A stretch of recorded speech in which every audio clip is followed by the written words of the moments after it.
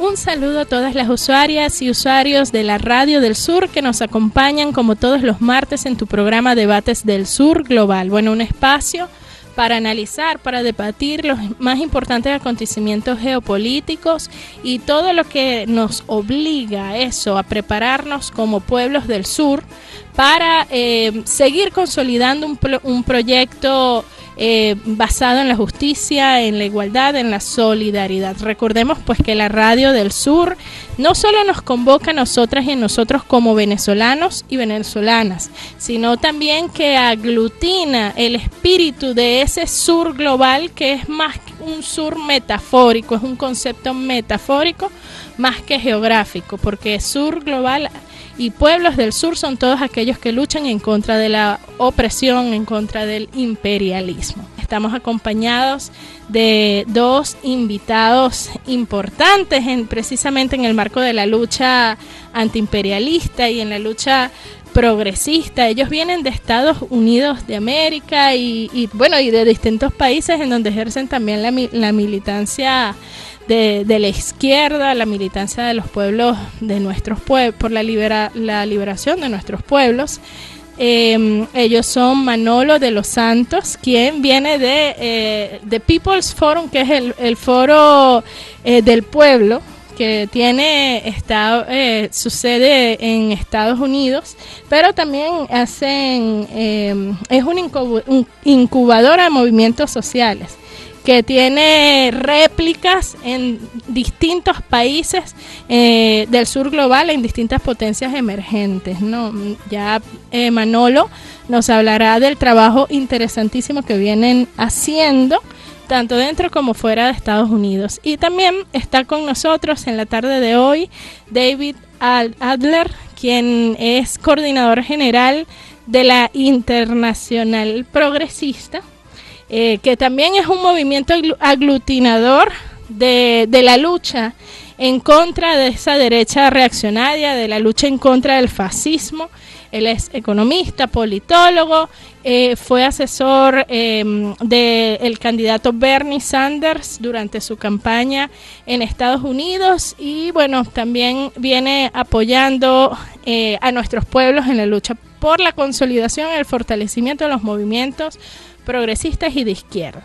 Bueno, para mí un honor tenerlos hoy aquí en Debates del Sur Global. Este es un programa también que es transmitido a través de TV FAM, que es la televisora de la Fuerza Armada Nacional Bolivariana en Venezuela. Como ustedes saben, existe algo que es el espíritu, ¿no?, de nuestra nueva doctrina militar bolivariana, que es la unidad cívico-militar, en donde, bueno, el pueblo organizado tanto en armas como el pueblo organizado en consejos comunales, todos participamos de forma activa en la defensa integral de nuestra nación. Entonces, este tipo de análisis son de un recurso valiosísimo para nuestra defensa y para nuestro crecimiento político e intelectual.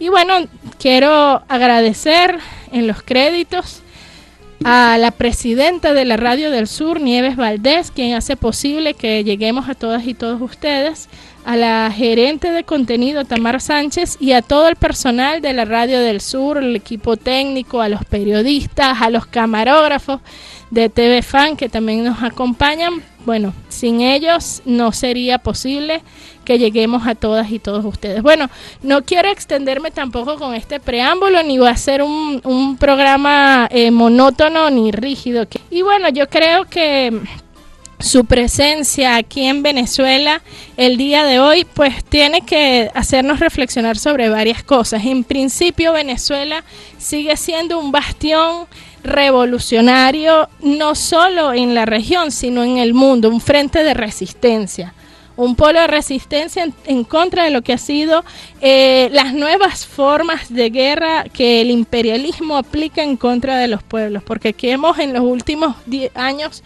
padecido guerra financiera, asedio diplomático, hemos padecido el crimen de las medidas coercitivas unilaterales, que son armas de destrucción masiva, hemos padecido ataques electromagnéticos contra nuestro sistema eléctrico nacional, hemos padecido las guaridas marimbas, por ejemplo, la infiltración con mercenarios, intentos de golpe de estado, de magnicidio, es más, el ataque con drones en contra del presidente Nicolás Maduro. O sea, todas las últimas tecnologías se han venido utilizando en contra de Venezuela. ¿Por qué? Porque hay que desaparecer a Venezuela, ¿no? Porque Venezuela siempre que puede llama a los movimientos progresistas del mundo a reunirnos, incluso a revisar, a rectificar y a reimpulsar estos movimientos, a reimpulsarnos nosotros mismos, lo decía el presidente Nicolás Maduro. Nosotros no somos perfectos, pero estamos en una lucha constante por mejorar y por corregir cualquier detalle y escuchar sobre todo a nuestros pueblos del mundo para ser cada día mejores. Bueno, no quiero interrumpirlos más, creo que es importante iniciar un poco dándole a conocer a nuestra audiencia del trabajo que ustedes vienen haciendo desde sus espacios, ¿no? Para la consolidación de los movimientos progresistas y para la lucha contra el fascismo y el capitalismo. Adelante. Bueno, primero me da mucha alegría poder compartir con los radioyentes de la Radio del Sur, una radio que he admirado por muchos años y he seguido desde fuera. Qué alegría estar con ustedes hoy y agradezco mucho la invitación a estar aquí. Pero también, honestamente, siento mucha alegría saber que hay compañeros de la Unión Cívico-Militar que nos escuchan, que nos ven, que nos estarán siguiendo en esta conversación, porque ¿qué sería la historia de nuestro continente? ¿Qué sería la historia de las luchas de los pueblos del mundo sin lo que ha sido este bello proceso de la Revolución Bolivariana? Y todos los aportes que han dado ambos líderes, los movimientos sociales y políticos, como los de las Fuerzas Armadas Nacionales y Bolivarianas. Creo que de nuestra experiencia en Nueva York propiamente, en la formación de lo que es el People's Forum, que nos formamos en un momento, yo diría, de una crisis estructural dentro de la sociedad norteamericana, una crisis que vimos dos momentos clave, lo que fue el movimiento de Occupy Wall Street, un movimiento donde muchos jóvenes salieron a las calles a ocupar las plazas del país por una situación de desempleo, por una deuda apremiante universitaria y por un gran sentimiento de que no tenían vistas del futuro, no tenían concepción de una alternativa a una sociedad tan excluyente, tan deprimente, tan opresora. Y segundo, lo que fue el gran alzamiento de los jóvenes negros en la ciudad de Ferguson, Missouri, cuando asesinaron a un joven negro. Esos dos momentos nos dejaron con una visión muy clara. Salimos a movilizarnos, nos organizamos, pero nos faltaron varios elementos. No teníamos la formación política para poder analizar lo que está sucediendo a nuestro alrededor y generar realmente una estrategia y las tácticas apropiadas para enfrentar a un sistema mucho más organizado y poderoso que nosotros. Y segundo, nos hacía falta un sentido internacionalista para entender que nuestras luchas dentro de los Estados Unidos, de los pueblos negros, de los pueblos latinos, de los pueblos pobres dentro de Estados Unidos, tenía que estar conectada a la lucha de los pobres y de los pueblos que luchan también por su liberación en el resto del mundo. ¿Cómo conectar las luchas nuestras con las luchas del pueblo venezolano y del pueblo cubano y del pueblo ruso y del pueblo chino y todos los que ansian y están creando alternativas reales, ¿no? Y tercero, que para movilizar y seguir organizando a los jóvenes teníamos que irnos por los caminos de Fidel y de nuestro querido comandante Chávez, que es ir también a la batalla ideológica, no cederle el terreno de las ideas, de la cultura, de nuestras formas de relacionarnos al enemigo, al imperialismo. Teníamos que ir creando otra nueva cultura, una cultura donde se apreciara las contribuciones de todos nuestros pueblos, las culturas ancestrales, pero también las culturas contemporáneas que aportan elementos valiosos a nuestra forma de entender nuestra coyuntura. Y por todo eso formamos el People's Forum, como un espacio físico, un espacio de formación, un espacio internacionalista, un espacio de cultura, y siempre entendiendo que nuestro objetivo, nuestra responsabilidad, yo diría, no solamente con el pueblo norteamericano, nuestra responsabilidad entre los pueblos del mundo, es organizarnos para hacer revolución. siguiendo los caminos de todos los que han llegado antes de nosotros. Gracias, Manolo, excelente introducción y bueno, bienvenido también, David. Adelante. Muchísimas gracias. Para mí es un honor y un placer poder visitar a este bello país por primera vez y estar presente durante esos días de consulta popular, que obviamente fue una experiencia fenomenal poder ver esa expresión del poder popular y potencia democrática aquí en el país. Ha sido una cosa que jamás me voy a olvidar. Como presentación a nuestro proyecto, la Internacional Progresista es un proyecto muy joven, así que queda solo unos años, pero nace de una urgencia de ser testigos al surgimiento de una otra internacional, una internacional reaccionaria, que une con cada más fuerza, financiamiento y menos vergüenza las diversas fuerzas de la derecha. No solo las personas, los cretinos que componen la vanguardia política, los Trump, los Milley, sino también las fundaciones y financistas, los emprendedores y los tecnologistas, los ONG y todos los demás, los jueces y periodistas que participan, que no solo son cómplices, pero que participan en esas dinámicas de reacción. Entonces, ante ese surgimiento de una internacional reaccionaria, que sí es plural y sí es diverso en su composición ideológica, pero con el mismo propósito de tumbar, derrotar a las izquierdas y las fuerzas antiimperialistas, decidimos, una coalición de personas de todo el mundo, componer una otra internacional, con la idea de unir, organizar y movilizar las fuerzas progresistas del mundo. En ese sentido, el nombre de la Internacional Progresista ni refiere al progresismo como la tradición latinoamericana, ni tampoco refiere a lo que significa hoy en día en los Estados Unidos y en Europa ser progre, así que tener unos valores, sino también al combate, al conflicto entre esas dos fuerzas organizadas al nivel internacional, la reacción y el progreso. Entonces nosotros en este proyecto, yo pienso que en esa confrontación con la internacional reaccionaria, yo pienso que nos hemos dedicado a tres tareas en particular, con esta ambición de ser una internacional del siglo XXI, es decir, no solo internacional en que hay partidos políticos, sino también movimientos sociales, sindicatos, centros de investigación, todos en su diversidad, como lo que tiene la internacional reaccionaria en su diversidad de fuerzas. ¿Cuáles son esas tres tareas principales que motivan a nuestra internacional? La primera es entender la internacional reaccionaria. Nosotros comenzamos el proyecto con el reconocimiento de que no entendemos muy bien en qué consiste y cómo participa y cómo coordina las fuerzas de la reacción.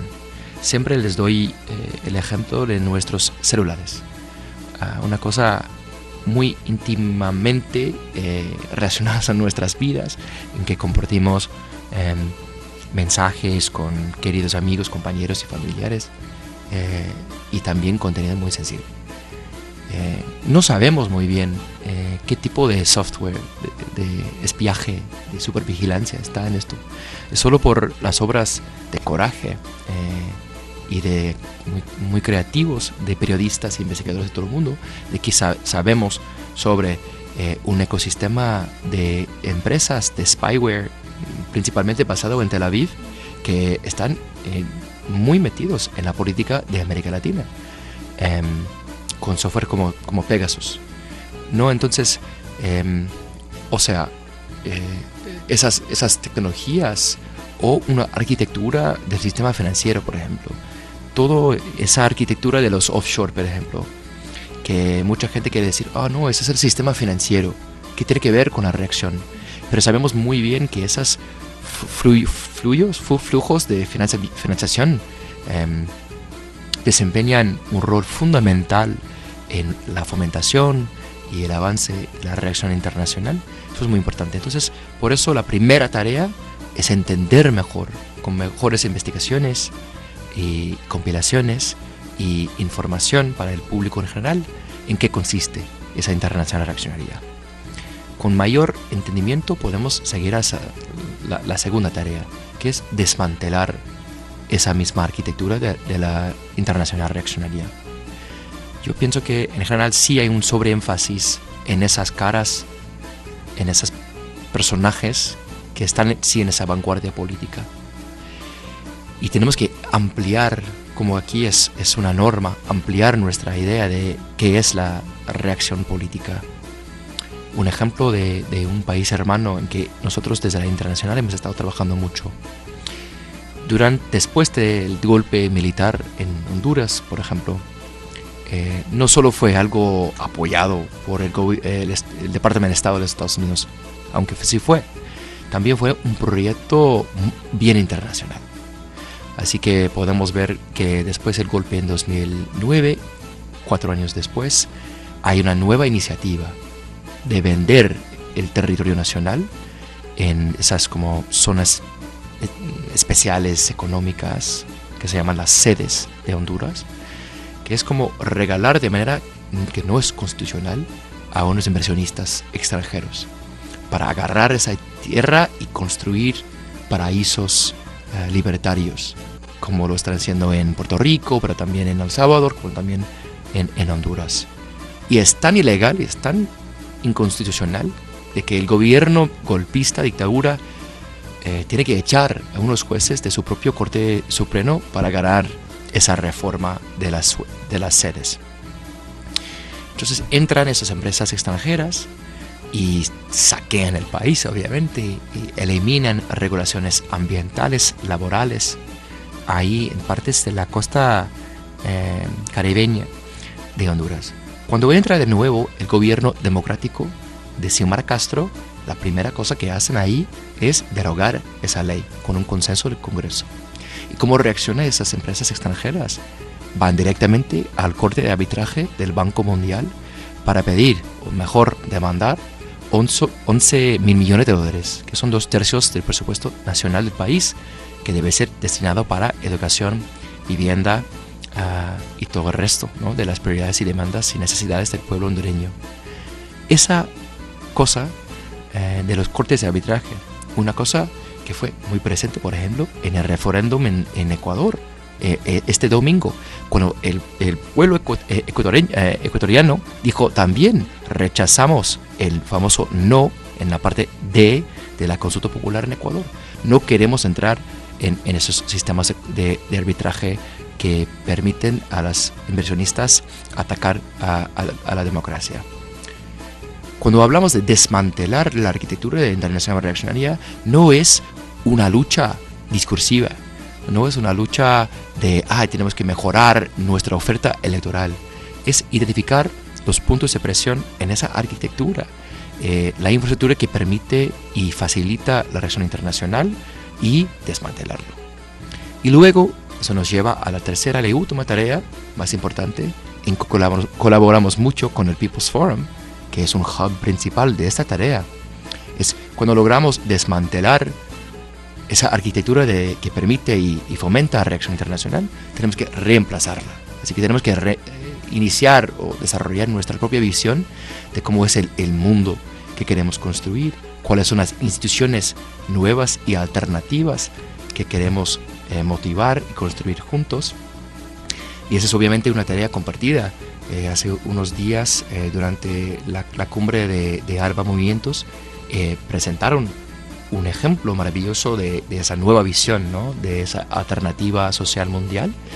Y eso es una cosa que, según nosotros, y en el nacimiento de la Internacional Progresista, nuestro diagnóstico fue que nos falta una visión del desarrollo soberano del siglo XXI, de cómo lideramos la lucha antiimperialista, no con palabras, sino con acciones, y construimos una prosperidad compartida de todos los pueblos del mundo.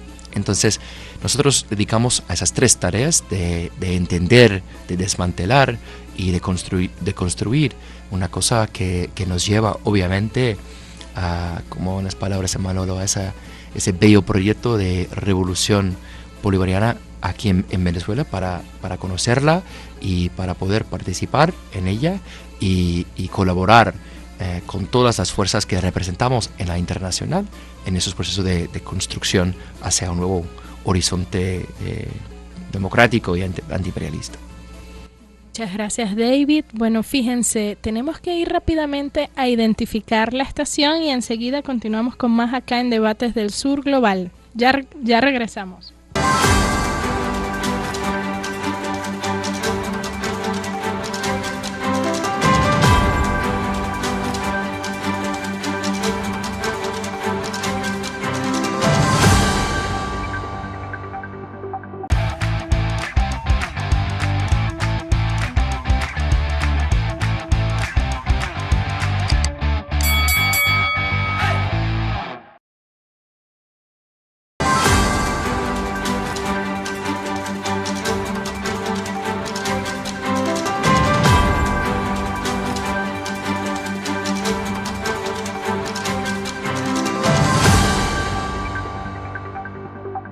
Continuamos acá en Debates del Sur Global, precisamente abordando hoy un tema muy importante que son, la lucha de la izquierda, la lucha antiimperialista a nivel global, pero también vamos a ver un poco cuál es la situación del capitalismo y del imperialismo, ¿no? Sobre todo este año ha sido un año muy interesante desde el punto de vista político, porque a nivel mundial han habido importantes elecciones, ¿no? Y se prevé que hayan también importantes elecciones. De hecho, veíamos cómo a la revista Time catalogaba este año como el año más importante desde el punto de vista electoral, por lo menos en este siglo.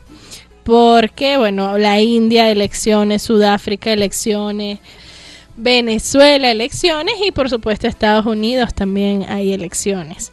Le comentaba yo a los compañeros que nos acompañan hoy, que precisamente vienen de Estados Unidos, David Adler y Manolo de los Santos, que cuando en Estados Unidos hay elecciones lo sentimos en los 4 puntos cardinales, sobre todo los pueblos del sur, pero más allá de eso y más allá de lo que nos podemos enterar a través de la mediática internacional, Manolo, me gustaría saber cuál es tu valoración de la situación político, económica, social interna en Estados Unidos en el marco de esta contienda electoral y cuáles son las perspectivas electorales que ustedes pueden apreciar desde allí adentro, ¿no?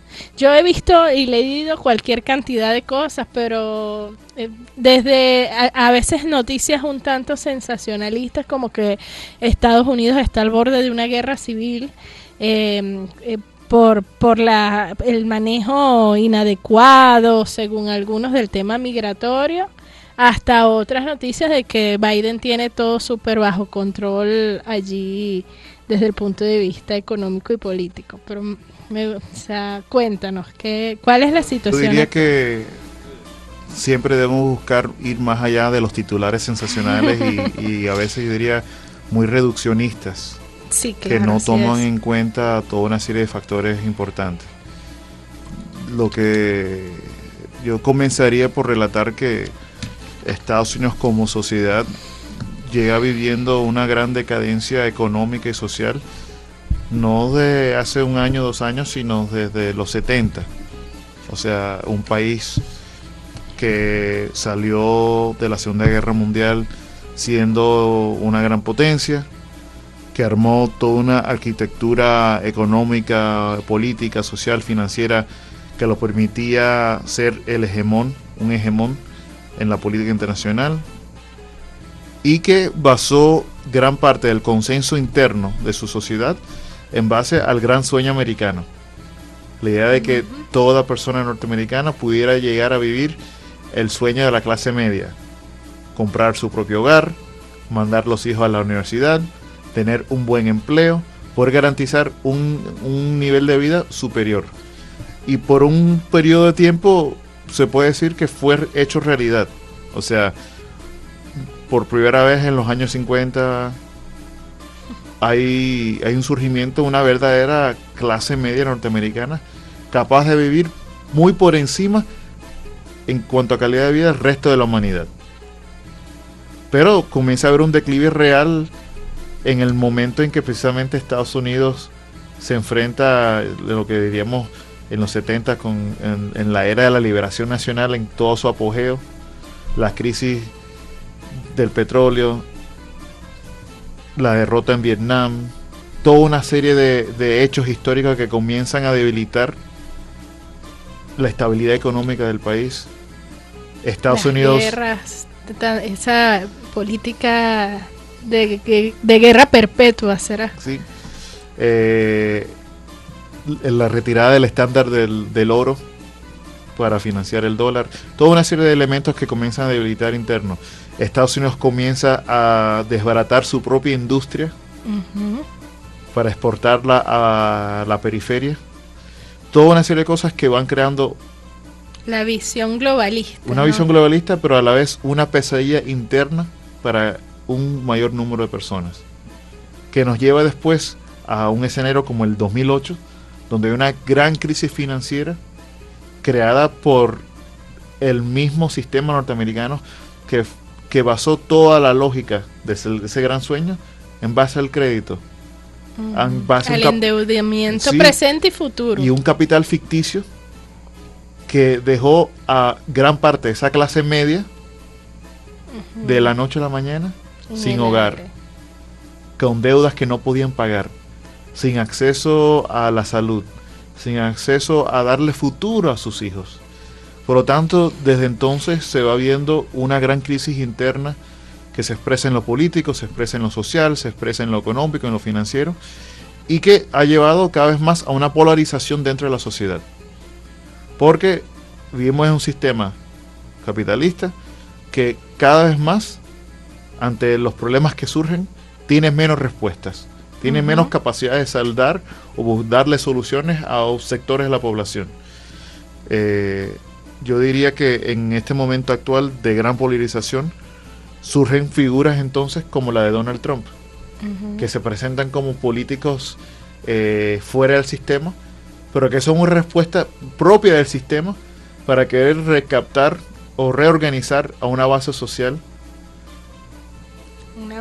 que tiene reclamos políticos y sociales reales, legítimos, pero que no entienden, no encuentran una postura antisistémica realmente. Del otro lado, también hay una generación de jóvenes que, de nuevo, viviendo lo que fue Occupy Wall Street, fue el alzamiento de Ferguson, el alzamiento de 2020, los que vivieron una pandemia en Estados Unidos donde fallecieron casi 500,000 de personas. Es algo que casi nunca se habla. Todavía la sociedad norteamericana no ha saldado ese trauma. Ha llevado a una generación de jóvenes cada vez más, yo diría cada vez menos dispuestos a soportar o ser aliados ideológicos del sistema norteamericano. Entonces, crisis por todos lados, acompañados de una decadencia de su imperio en lo exterior, nos dejan en una situación donde está por decidirse cuál es el futuro de Estados Unidos. Está en gran debate cuál es el futuro de Estados Unidos. ¿Lo va a decidir el gobierno norteamericano? No creo. Creo que lo van a decidir los pueblos, no solamente de Estados Unidos, pero del mundo, que ya no quieren seguir viviendo de la misma manera. Están buscando alternativas. No todas las alternativas presentadas son positivas o son buenas, pero hay una búsqueda de esa alternativa. Y creo que en esta elección, este año electoral, como tú mencionaste, donde hay elecciones tan importantes en la India, en Sudáfrica, en México, esta elección en particular en Estados Unidos tendrá un gran impacto en el futuro de nuestra humanidad. Hay mucho en juego, pero lo que está en juego yo diría no es si gana Biden o gana Trump. Yo diría que lo que está en juego es qué modelo de civilización, qué modelo de alternativa de futuro organizado para la humanidad estamos buscando. Y tristemente ambos candidatos, con diferencias sutiles, están proyectando y representan un modelo cada vez más de consenso bipartidista, de control, de dominio total de la humanidad para el beneficio de una minoría cada vez más pequeña dentro de Estados Unidos. Una minoría, bueno, tú lo acabas de decir, ¿no? Una minoría cada vez más pequeña de Estados Unidos, porque Veámoslo en perspectiva. El capitalismo siempre ha sido una oferta engañosa, porque cuando un país como Estados Unidos ofrecía al mundo el capitalismo como la vía para resolver sus problemas, para obtener desarrollo económico y tecnológico, lo que acaba de decir Manolo, como que era el sueño americano. Era eso, la sociedad capitalista, ¿no? Y era la oferta engañosa del capitalismo, porque para tú mantener el sistema, el nivel de vida que Estados Unidos logró tener para su población en esas décadas de oro del capitalismo, tú necesitabas 10 planetas Tierra. O sea, era imposible que el mundo entero pudiera tener los niveles de consumo y de desarrollo que se tienen en Estados Unidos, y por eso, y mucho menos hoy que hemos visto, ya estamos padeciendo la emergencia climática, la escasez de recursos, la segunda peor crisis de extinción de biodiversidad de la historia de la humanidad. Entonces, pero fíjate, Manolo, nosotros siempre hemos creído que, bueno, el capitalismo americano sacrifica las 3/4 partes del mundo en beneficio de su población, pero tú me estás diciendo que es incluso una estafa dentro de los mismos Estados Unidos, porque hay una mayoría de población estadounidense que está siendo sacrificada y también expoliada por ese mismo modelo que ha quedado tan de relieve, que ha fracasado, ¿no? Ahora, yo te preguntaría, porque si bien estamos viendo, ¿no?, de cerca, ya nosotros tenemos un dicho, se le ven las costuras al modelo capitalista y a la decadencia del imperio norteamericano. O sea, vimos casi de forma simbólica la caída del puente de Baltimore. Hemos visto el nivel de deterioro de la infraestructura estadounidense, que viene siendo advertida incluso desde el 2015, desde el 2016.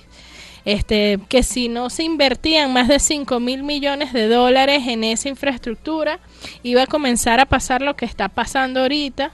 De hecho, Trump llega a la presidencia en su periodo anterior prometiéndole a los ingenieros y al pueblo americano que iba a invertir no sé cuántos mil millones en infraestructura, y no lo hizo. Y entonces ahorita Biden, fíjate, Trump se fue, vino Biden, ahorita ya estamos viendo las consecuencias de eso. Ahora mi pregunta es, ¿cuál es la esperanza y la posibilidad de que emerja dentro de Estados Unidos un movimiento de izquierda en este momento que realmente emancipe o contribuya con la emancipación del pueblo norteamericano, de esas élites expoliadoras que están acostumbradas a vivir de ese globalismo? Y bueno, de ese saqueo imperialista del resto del mundo. Porque además te digo, eso sería una reconciliación de los pueblos del mundo con Estados Unidos y un hermanamiento con el pueblo norteamericano. Yo creo firmemente que ya existe la base social para un proyecto emancipador dentro de los Estados Unidos. Esa base social son los más de 140 millones de personas que viven en la pobreza dentro de los Estados Unidos. Parte de esa base social son el hecho de que en Estados Unidos hay 1 de cada 4 niños que solamente come una vez al día. Cifras impresionantes. Que más del 70% de los egresados universitarios viven en deuda durante décadas. Entonces, hay una base social de los explotados, de los oprimidos, de los excluidos, de los que no caben dentro de ese sueño americano, de los que yo diría inclusive viven dentro de una constante pesadilla de no saber si van a poder pagar su alquiler, si van a poder comer el próximo día, si van a poder garantizar su vida en el futuro. Creo que históricamente en Estados Unidos han habido grandes desafíos a organizar esa base social. Por un lado, tendríamos que decir que en el último siglo, en el siglo XX, que fue un siglo, yo diría, fue el siglo de la revolución, de las grandes revoluciones, desde la Revolución Mexicana hasta la Revolución Bolchevique, grandes procesos emancipadores, transformadores de la realidad, que cambiaron la faz de nuestro planeta y cambiaron la forma en que se hace política y que se hace transformaciones sociales, ¿no? En Estados Unidos eso tuvo un gran impacto, pero desde el principio hubo una gran represión hacia cualquier grito, cualquier intento organizativo, con un elemento muy recurrente que vamos a seguir viendo en los últimos 100 años. Todo intento de transformar la sociedad norteamericana es visto como un intento extranjero. Los primeros socialistas y comunistas que surgieron en Estados Unidos fueron denunciados como agentes bolcheviques, agentes rusos. Surge un gran periodo de represión, el macartismo en los años 50, donde estoy hablando de cientos de miles de personas que fueron entre arrestadas, despedidas de sus trabajos, prohibidos de salir de viaje del país, prohibidos de poder trabajar, solamente por haber sido miembros del Partido Comunista Norteamericano o haber estado en una actividad cultural, social o política alineada con la izquierda norteamericana. De ahí, en esa represión, sufrieron desde actores de Hollywood hasta líderes sindicales. Y por lo tanto, durante décadas ha habido en Estados Unidos, yo diría, una gran muralla anticomunista que ha impedido que muchos pueblos, muchas personas se organicen hacia un proyecto de emancipación. Hoy en día, por ejemplo, vemos como muchos jóvenes, yo diría millones de jóvenes en Estados Unidos se movilizan a favor de Palestina, y todos los políticos, ¿qué dicen? Desde Nancy Pelosi hasta Trump, son agentes de Rusia, son agentes de China. ¿En serio? Nos acusan de recibir financiamiento de Cuba o de Venezuela. Nos dicen que es imposible que nuestros pensamientos, nuestra forma de pensar de manera alternativa diferente, tienen que ser obligatoriamente resultado de una intervención extranjera. No entienden que nuestras posiciones surgen de las propias luchas del pueblo norteamericano, y que aunque tengamos como referentes políticos a Cuba, a Venezuela, a otros países, nuestra realidad es la que vive Estados Unidos. Y tú sabes que es súper interesante eso que estás diciendo, y precisamente con el caso del genocidio en Palestina ha quedado demasiado marcado a la vista dos temas, ¿no?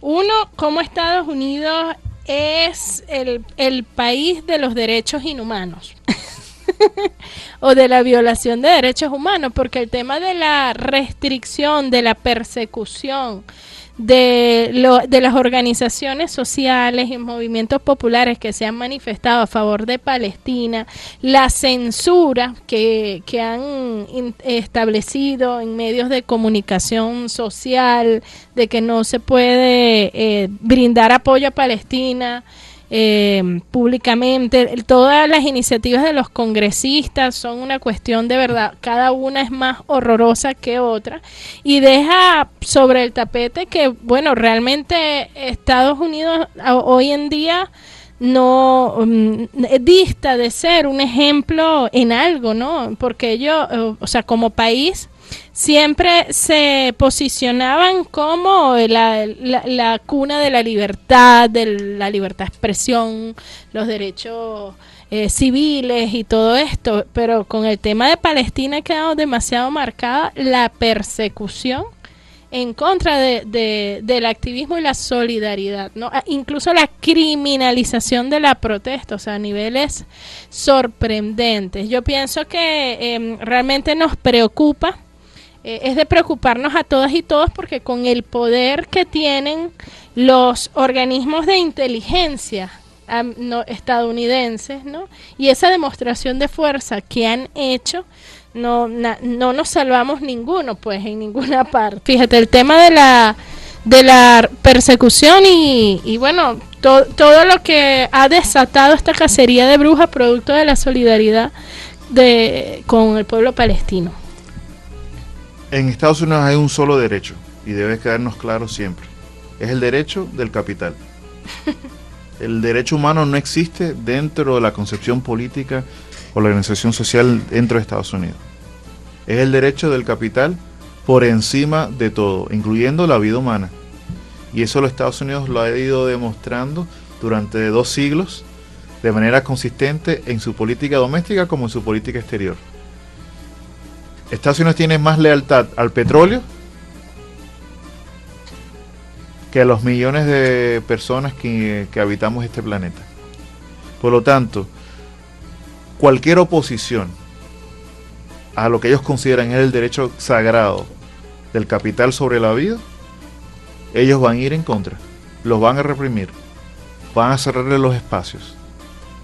No voy a hablar de nuestro caso, nosotros hemos sido arrestados yo no sé cuántas veces ya por manifestarnos, pero para mí las violaciones más grandes,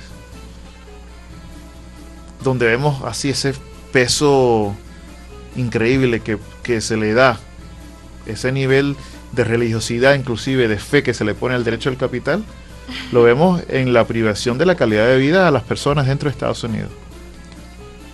Siendo un país enormemente rico en recursos, en capacidades, que es incapaz no solamente de construir puentes que no se vayan a caer y mantenerlos, que no solamente es incapaz de proveerles viviendas a millones de personas que quedan sin hogares seguros y dignos en Estados Unidos, sino que es incapaz inclusive de prevenir que mueran medio millón de sus ciudadanos durante la pandemia del COVID.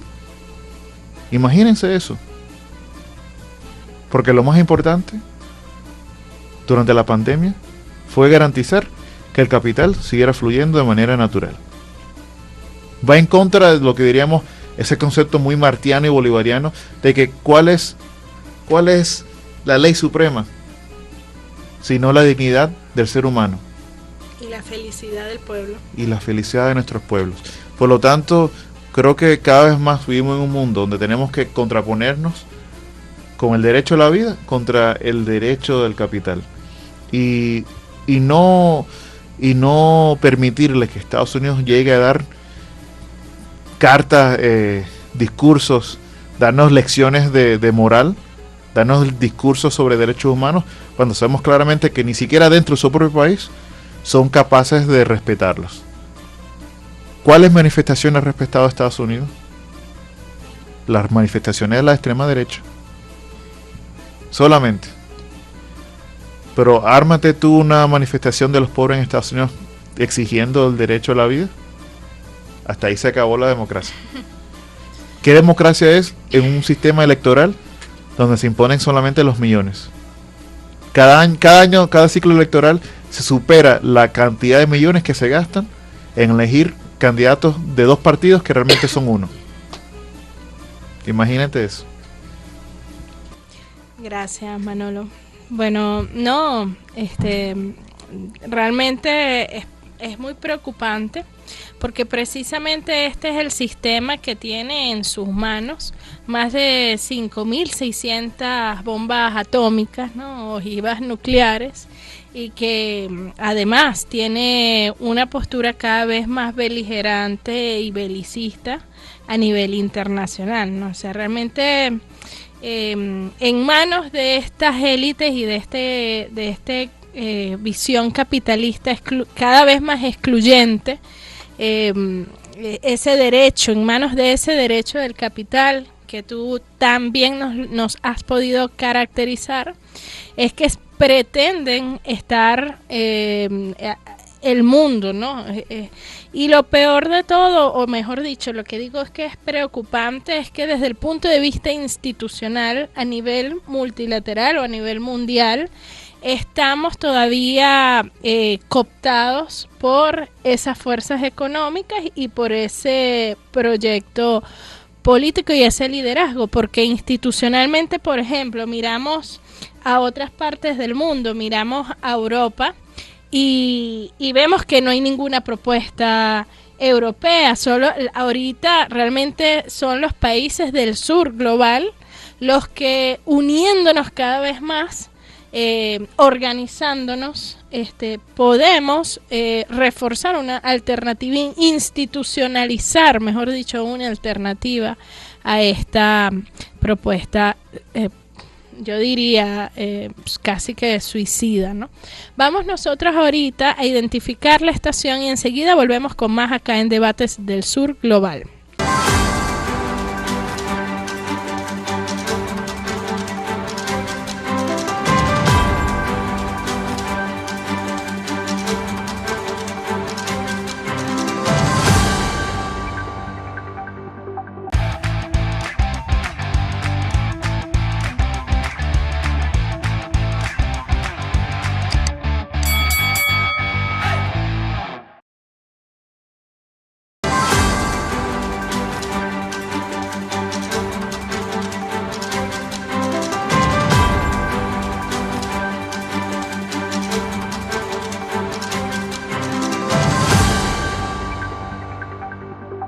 Bien, continuamos acá en Debates del Sur Global conversando con Manolo de los Santos y con David Adler, bueno, súper honrados aquí, sobre cuáles son las opciones que tiene la izquierda dentro de Estados Unidos considerando la crisis sistémica, estructural y creciente del capitalismo en este país, que además da signos de decadencia que son percibidos en todas partes del mundo, pero que además un imperio en esa condición, con tanto poder tecnológico, un imperio además que se ha construido sobre la industria militar, sobre la industria, el dominio de la industria cultural, se vuelve un imperio muy peligroso, ¿no? Cada vez más peligroso, y sobre todo lo sentimos nosotros que estamos aquí cerquita desde el punto de vista geopolítico, ¿no? O sea, realmente Estados Unidos estornuda y nosotros tenemos que limpiarnos la cara.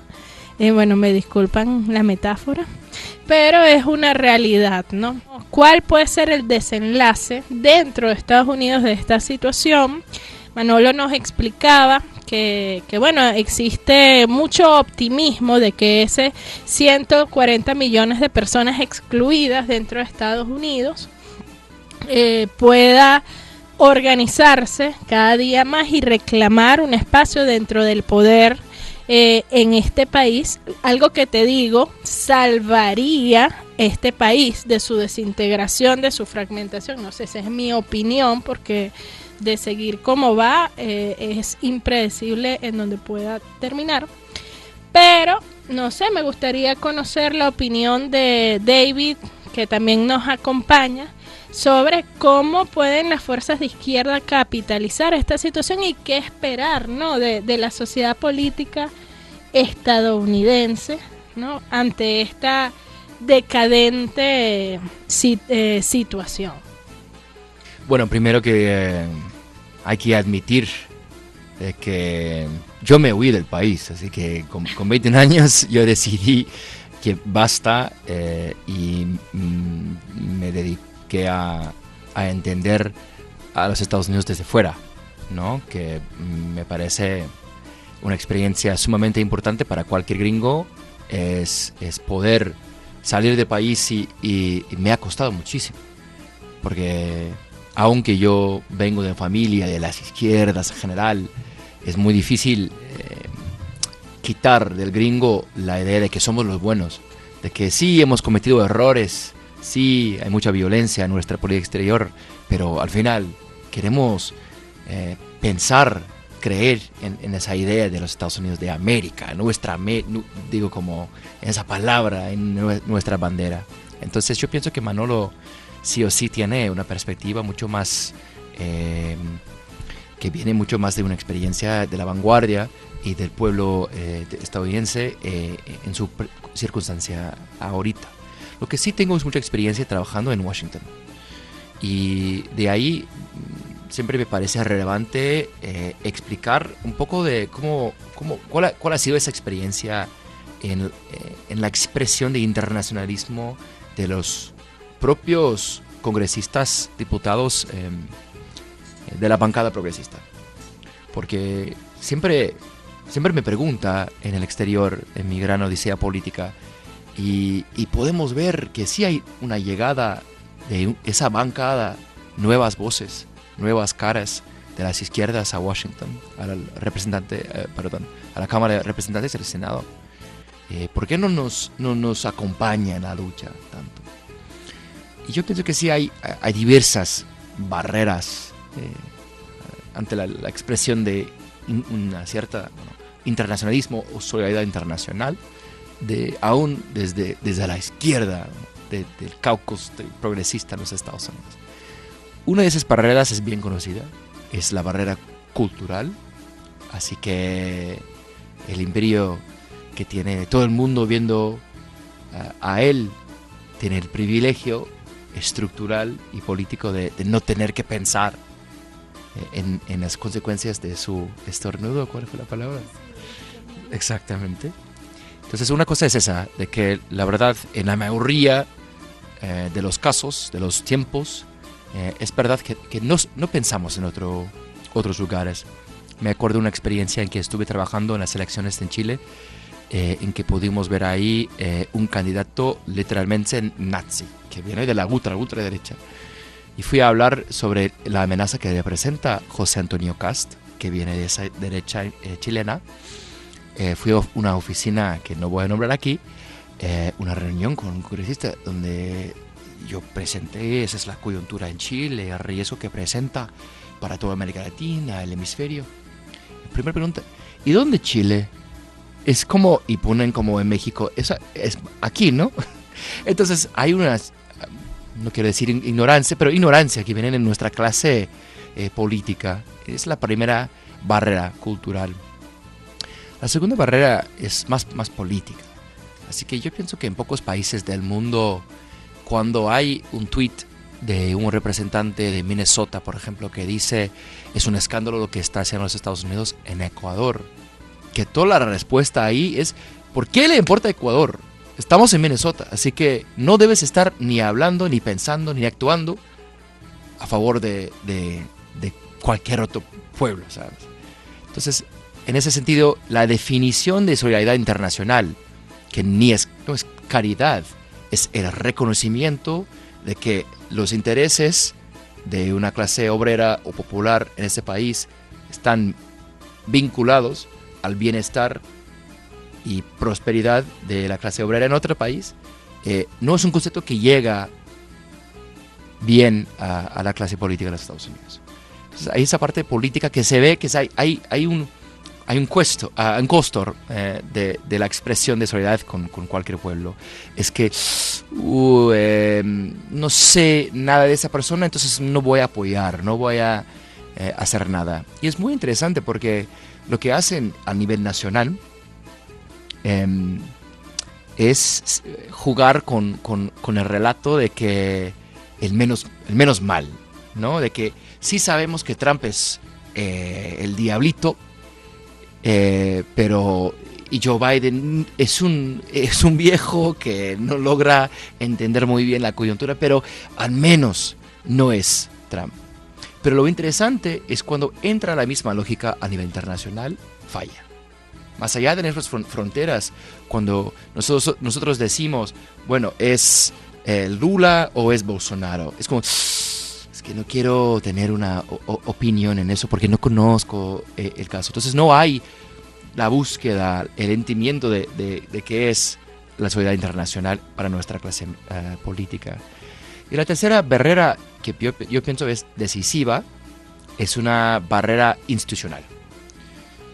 Yo puedo llamar a un diputado de España, por ejemplo, de Europa, ¿no? Del norte, y decirle, bueno, mira, hay una cumbre de ALBA en Caracas, ¿le interesa? Así que organizamos todo, alojamiento, solo tiene que como llegar y participar. Y me puede decir ese diputado español en su momento, vamos, me interesa, me compromete y bueno, quiero ir. No funciona así en los Estados Unidos.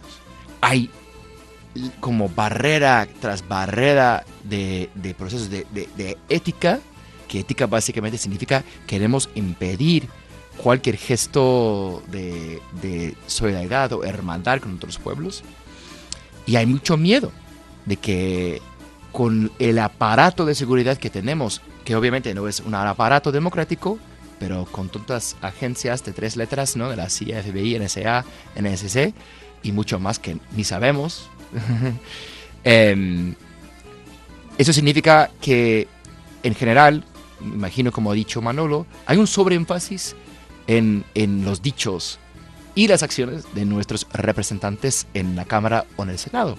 Porque al final, bueno, los temas de política exterior no lo tocamos porque eso es el terreno de esas agencias. Entonces, hay esas barreras y eso viene, bueno, claramente en los estudios más académicos, en que en las canchas de política en los Estados Unidos, salud, educación, migración y política exterior, se pueda evaluar cuál es el más responsivo, que tiene más como carácter democrático, y política exterior no tiene nada que ver con la opinión pública, así que no importa la encuesta. Imagino que ustedes hablan de cómo está transformando la opinión pública con respecto a la lucha por la liberación de Palestina rápidamente y duramente, y no se refleja en la clase política.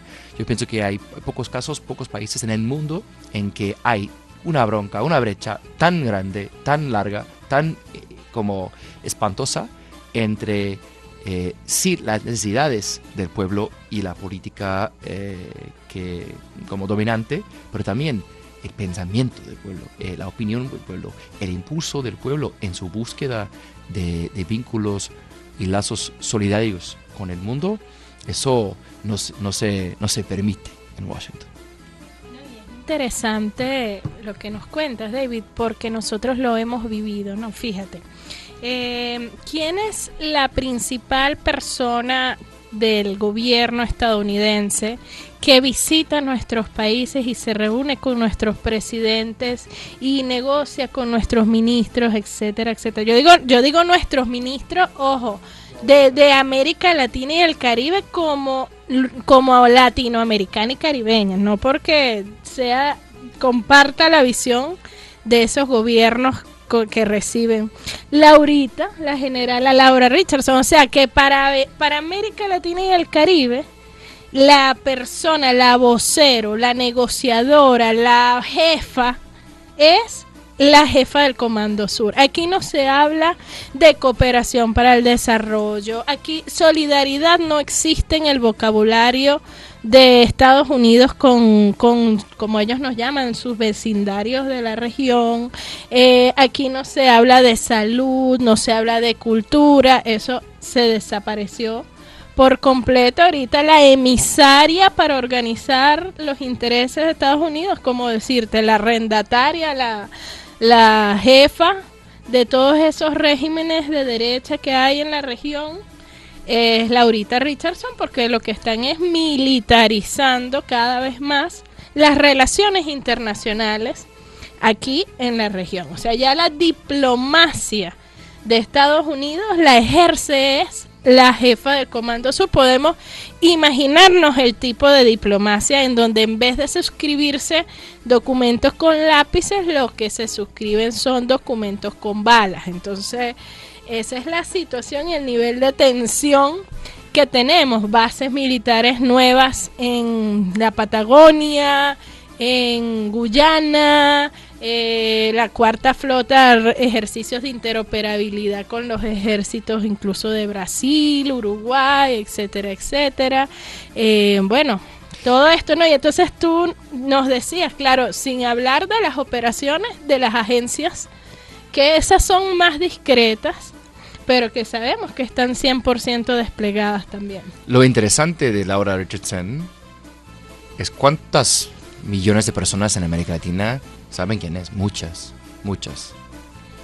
En Argentina, solo Argentina, después de la noticia de la construcción de nueva base militar en Patagonia, eso llegó a cada periódico cada canal, ¿no? Es una cara reconocida, o en Ecuador, aquí, ¿no? Pero si preguntas a cualquier ciudadano de Estados Unidos quién es Laura Richardson, muy poca gente va a saber quién es.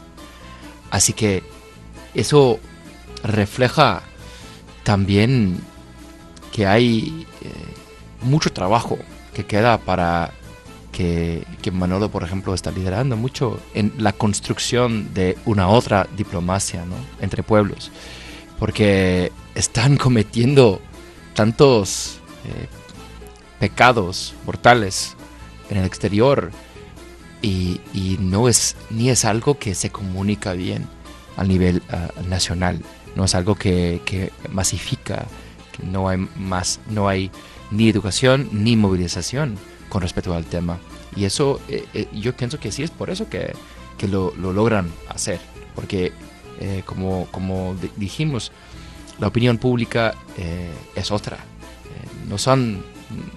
No es un pueblo tan bélico como es nuestra clase política, y es solo en mantener una cierta burbuja cultural de que puedan avanzar con una política tan monstruosa e imperialista en el exterior, yo pienso.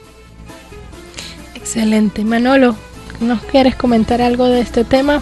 Sí, no, siempre que pienso en la figura de Laura Richardson, que se cree, es comandante del Comando Sur, pero se cree comandante de América Latina, es que a final de cuentas hay una cierta clase social y política en América Latina que se ha sentido siempre en términos iguales a ellos, a pesar de que los Estados Unidos nos ve a todos como súbditos. Sigue viendo a América Latina como su patio trasero. Sigue viendo a América Latina como un centro, un punto a dominar. Lo que creo que cambia en nuestra coyuntura, algo interesante que sucede en nuestro mundo, es que el mismo imperio norteamericano se está sobreextendiendo. Mira qué cantidad de conflictos desata este imperio. Conflictos que no es capaz ni de darle soluciones reales, ni de llegar inclusive a una conclusión real por medios militares. Abre conflicto en el Medio Oriente y por su lealtad a Israel está dispuesto a acabar con el pueblo palestino. Lleva a cabo un conflicto contra Rusia, sacrificando al pueblo ucraniano. Están dispuestos a luchar contra Rusia hasta el último ucraniano. Abren un conflicto en el Sahel a favor de lo que yo diría es su neocolonia, que es Francia, para dominar los recursos naturales del Sahel. Amenaza a China con un conflicto en Taiwán, en la provincia de Taiwán, y ahora quiere abrir otro conflicto en Guyana y Venezuela. Yo creo que Estados Unidos, Laura Richardson está dispuesta a sacrificar cada guyanés si es necesario en un conflicto por desgastar al pueblo venezolano. Entonces, en un escenario de tantos conflictos, ¿hasta dónde llega la soga americana? ¿Hasta qué punto pueden mantener el control, el dominio total sobre todos estos pueblos? Y ahí es donde entra el pueblo norteamericano. Yo creo que el pueblo norteamericano, como he demostrado en estos últimos 6 meses de lucha antiimperialista a favor del pueblo palestino, ha demostrado que sí tiene conciencia. Y esa conciencia es necesaria para salvar no solamente a su propio pueblo, pero también ayudar a salvar la humanidad. Para que la humanidad no tenga que vivir otro siglo bajo el dominio norteamericano. Bueno, fíjate que me gusta mucho lo que acabas de decir, porque pone todo en perspectiva, ¿no? Nosotros venimos de la realidad interna de Estados Unidos. Con David entendemos un poco mejor cuál es la naturaleza y cómo ven Estados Unidos a sí mismo y ven al resto del mundo, ¿no? La clase política más allá del dominio de las agencias, ¿no? Las agencias de inteligencia y de las élites que controlan el poder, lo que algunos llaman el Deep State, ¿no? El estado profundo de Estados Unidos, que es un proyecto que parece estar totalmente divorciado de lo que pide el pueblo, de lo que plantea el pueblo, de las dinámicas que aquejan al pueblo estadounidense diariamente. tú decías, y bueno, ambos decían, lo hemos visto mucho con Palestina. Parece que mientras más el pueblo estadounidense protesta en contra del genocidio de Palestina, mayor es la cantidad de armas y de millones de dólares que Estados Unidos le pasa a Israel para sostener y terminar de consolidar el genocidio de Palestina. Incluso mayor y más notable es la arrastrada de Biden cuando se reúne con Netanyahu y le trata de lavar la cara a un ser que no tiene ya cabida en la política ni siquiera de su propio Israel. O sea, del propio Israel, porque Netanyahu es un muerto político en vida al día de hoy, pero no así la clase política estadounidense, o sea, el gobernante, pues el gobierno de Estados Unidos. Y lo peor es que cuando vemos en perspectiva en esta diatriba electoral los candidatos, nos damos cuenta que hay una competencia entre ellos para ver quién es más arrastrado ante el sionismo, porque sabemos que el sionismo es el que tiene el capital, ¿no?, que hay detrás. Pero es que tenemos que recordar siempre que Israel no es un país. Israel es una base militar de Estados Unidos en el Medio Oriente. Sí. Por lo tanto, no es que Estados Unidos sea leal a la comunidad judía, no es que Estados Unidos quiere proteger a los judíos. Al contrario, a Estados Unidos no le importa nada la comunidad judía. Lo que sí le interesa es proteger sus intereses capitalistas en la región. Y para eso necesitan una base militar que sea capaz de apagar, de ir en contra de cualquier intento de soberanía y de dignidad que hay en la región. Esa base militar de Israel está ahí para impedir los sucesos de Irán, para impedir que el pueblo de Yemen se libere, para impedir que el pueblo de Irak se libere y así por el estilo. Bueno, excelente, Manolo. Gracias también por recordarnos eso. Fíjense, vamos rápidamente a identificar la estación y enseguida volvemos con más acá en Debates del Sur Global. Ya regresamos.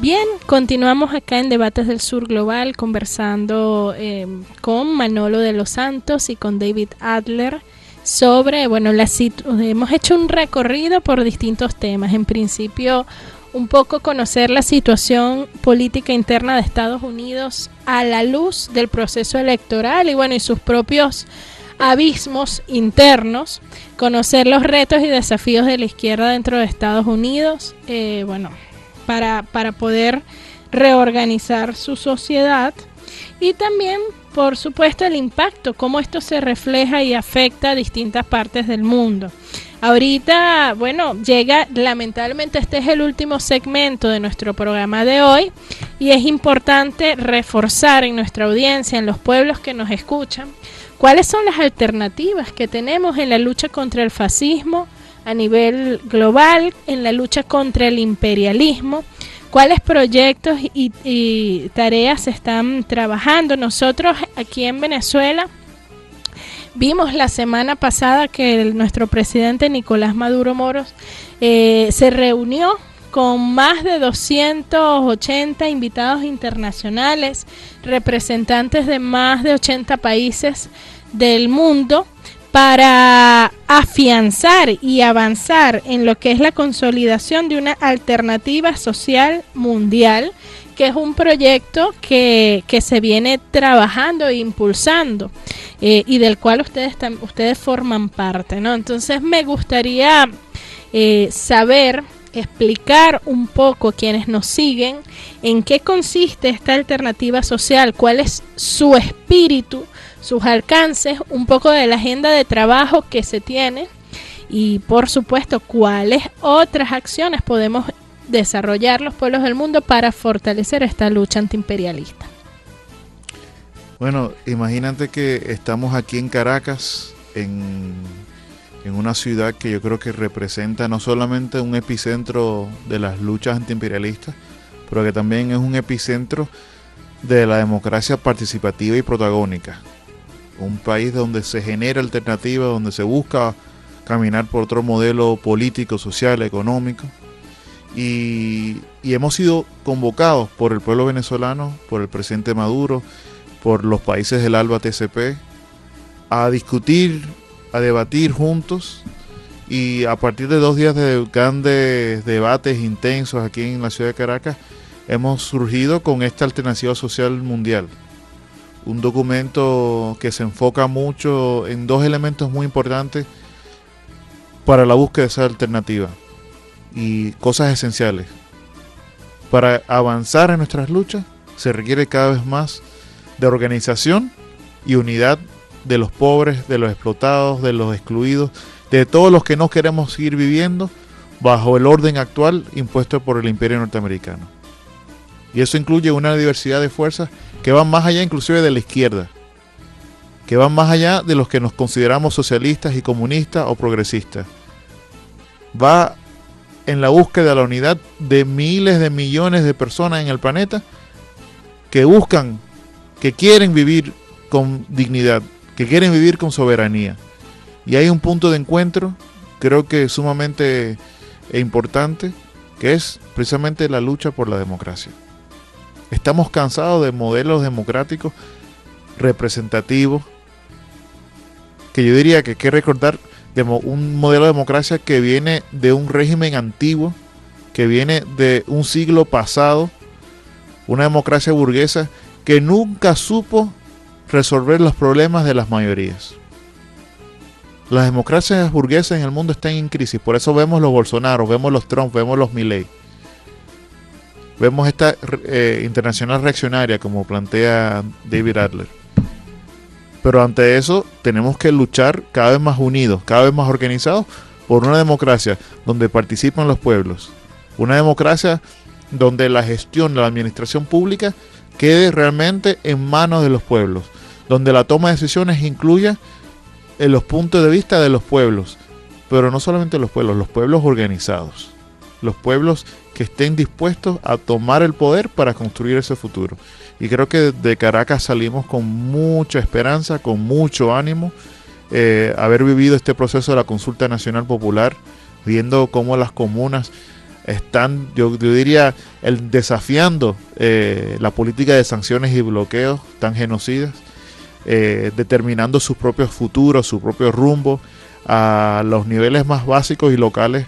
Y realmente para nosotros como delegados de este encuentro fue importante ser veedores, llegar a lugares tan lejanos para nosotros como Lara y conocer de mano a mano, de cara a cara, cómo este pueblo va creando su propia democracia, pero saliendo con la confianza de que todos los pueblos del mundo tienen que buscar su propio modelo democrático. La democracia venezolana es un paso, pero también los pueblos del mundo necesitan crear sus propias democracias para realmente alcanzar la soberanía y la dignidad. 2 conceptos que cada vez más son urgentes. Gracias, Manolo. Bueno, David. Yo pienso que tenemos la gran fortuna de poder estudiar y aprender de nuestra propia historia.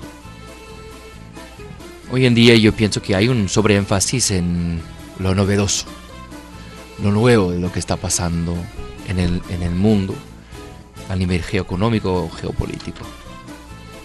Pero este año es un año muy importante, de 50 años, es el año cincuentenario de una cosa que se llamaba el nuevo orden económico internacional.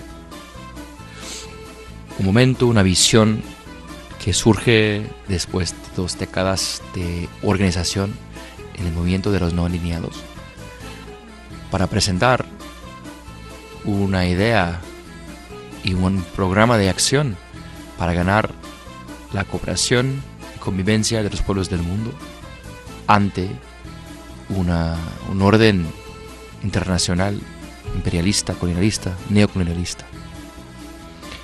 Yo pienso que esa es una historia de que sí debemos aprender, porque hoy en día vivimos una época, un momento de interregno en el orden internacional, en que sí sé que Manolo y yo hemos hablado de muchas cosas espantosas que están pasando en un imperio vicioso, cada vez más violento en su atento de controlar y manipular el mundo. Pero sí podemos ver que los pactos tectónicos del orden internacional están cambiando y generando espacios nuevos, oportunidades nuevas. Y es en ese momento que tenemos que agarrar la oportunidad, como tantos militantes, líderes, lideresas del siglo XX, durante grandes y largos procesos de descolonización, lograron agarrar en su momento histórico. ¿Qué nos enseña? Yo pienso que nos enseña de esa historia del nuevo orden económico internacional. Nos enseña de la importancia de desarrollar un programa, una visión compartida, exactamente como Alba Movimientos ha estado desarrollando en esa visión de una alternativa social mundial. Pero también reconocer que la implementación de esa visión no viene de nuestra capacidad de implementar esa visión, no viene de poder pedido, sino poder tomado. De que hace 50 años fue la formación de la famosa OPEP, que ofreció al sur del mundo, al tercer mundo, la capacidad de negociar en mejores términos, porque fue esa potencia colectiva, la capacidad de acción colectiva del sur, del tercer mundo, que empujó y que forzó concesiones del norte. Hoy en día sí podemos ver unas visiones como la de Barbados, la famosa Agenda Bridgetown, que quieren o pretenden ir a París o a Washington para suplicar, para decir, bueno, sí, esas reformas son justas, esas propuestas van a ayudar a los pueblos del sur ante una crisis, por ejemplo, de una externa. Pero ¿qué dice Macron o qué dice Biden con esas propuestas? Aplauden mucho, ay, muchas gracias, son propuestas para salvar a la humanidad, pero luego día derrotan, ignoran, salen de esos procesos.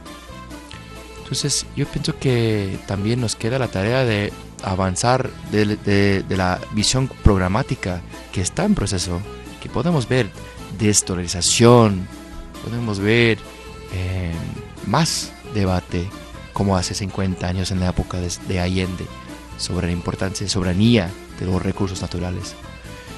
Pero solo habrá un momento verdadero de poder tomar el sur cuando podamos también avanzar en nuevas formas de acción coordinada y colectiva, con la cartelización de producción de minerales, de litio, por ejemplo, o una acción colectiva de deuda. Hay un famoso dicho en inglés que es: si debes al banco $10,000, el banco es como dueño, pero si te debes al banco $100 millones, bueno, tú eres el dueño del banco. Y es la misma cosa con los países del sur. Así que el sur tiene tanta deuda que presenta una amenaza permanente a su desarrollo, a su bienestar, pero hay una posibilidad ahí de cambiar los términos de la negociación con el fondo o cualquier institución, con el Wall Street que hemos ya hablado, y realizar esa potencia colectiva que tiene en términos de recursos y dinero y creatividad y conocimiento que viene del sur. Y en ese momento yo pienso ese momento crítico en que ganamos el nuevo mundo que hemos escrito en las páginas de las nuevas propuestas y esa alternativa social mundial. Bueno, fíjense, yo pienso que ha sido muy productivo el programa de hoy, entre otras razones, para comprender en principio que las fuerzas de izquierda, que las fuerzas progresistas están constantemente trabajando en una agenda conjunta, en la creación de esas plataformas de unidad para coordinar los cambios políticos necesarios en cualquier parte del mundo.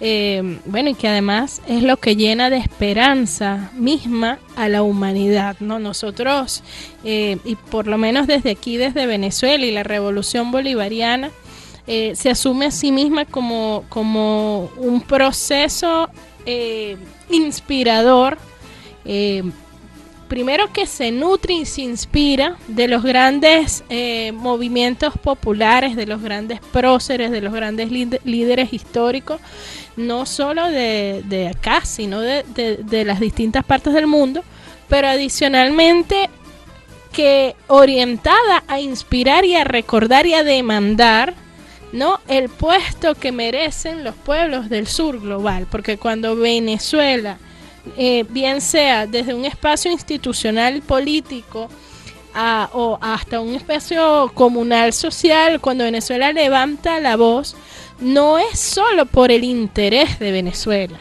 es por el interés de un colectivo que trasciende las fronteras de Venezuela, es por el interés de los pueblos del mundo. O sea, Venezuela desde su nacimiento mismo como nación, como república, no buscaba la libertad y la independencia para sí misma, nada más, sino para la Hispanoamérica, para la América hispana.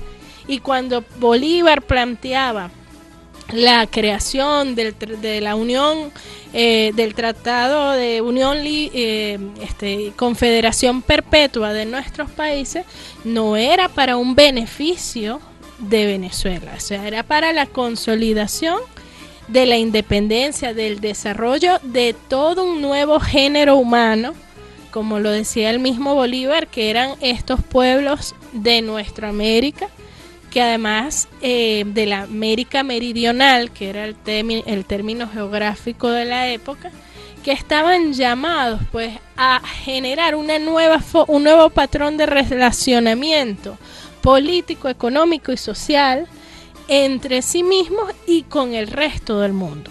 Ese mundo aparte que promovía Bolívar, que después los gringos y la visión euroatlantista convirtió en el tercer mundo, ese mundo aparte vive aquí, todavía aquí, y están batallando por la construcción de ese hombre y esa mujer nueva, ¿no? Y no solo aquí, sino en todo el sur global, ese sur metafórico, ese sur político, que además ustedes, compañeros, representan. Por eso, para nosotros ha sido un verdadero honor y algo de mucho enriquecimiento tenerlos a ustedes, Manolo de los Santos, a David Adler, quienes vienen de Estados Unidos a compartirnos cuáles son los retos y desafíos de la izquierda, no solo allí, sino a nivel global, y cómo nosotros,